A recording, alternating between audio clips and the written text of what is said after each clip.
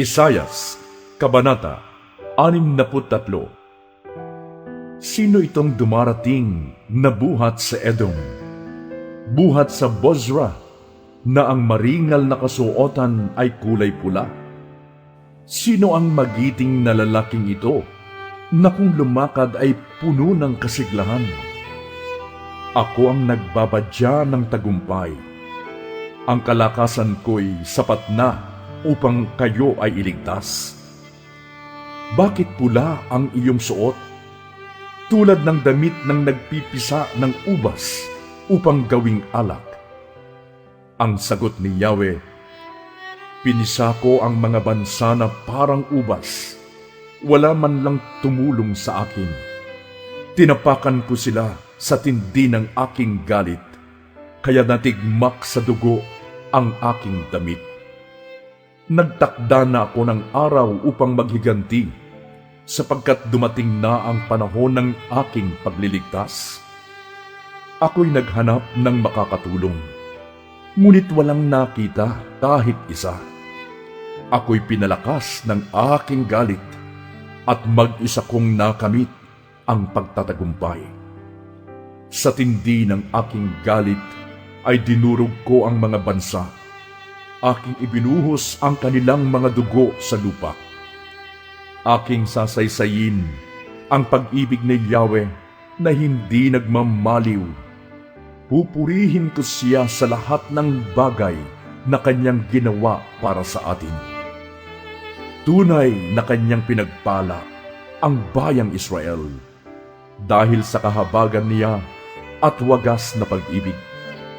Sinabi ni Yahweh, sila ang bayan ko na aking hinirang, kaya hindi nila ako pagtataksilan. Iniligtas niya sila sa kapahamakan at kahirapan. Hindi isang anghel, kung hindi si Yahweh mismo ang nagligtas sa kanila. Iniligtas sila dahil sa pag-ibig niya't habag na sa simula pa ay kanya nang ipinakita. Ngunit sa kabila nito, sila'y naghimagsik at pinighati nila ang kanyang banal na espiritu. Dahil doon, naging kaaway nila si Yahweh. Pagkatapos, naalala nila ang panahon ni Moises, ang lingkod ni Yahweh. Ang tanong nila, nasaan na si Yahweh na nagligtas sa mga pinuno ng kanyang bayan nang sila'y tumawid sa dagat ng mga tambo? Nasaan na si Yahweh na nagbigay ng kanyang banal na espiritu kay Moises?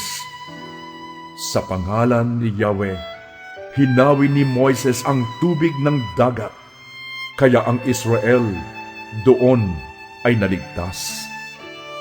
At siya ay natanyag sa lahat para sa kanyang sarili.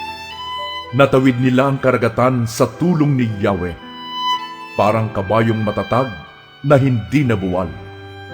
Kung paanong ang kawan ay dinadala sa sariwang pastulan, ang Espiritu ni Yahweh ang nagbigay ng kapahingahan sa kanyang bayan, at sila'y ginabayan upang siya ay maparangalan.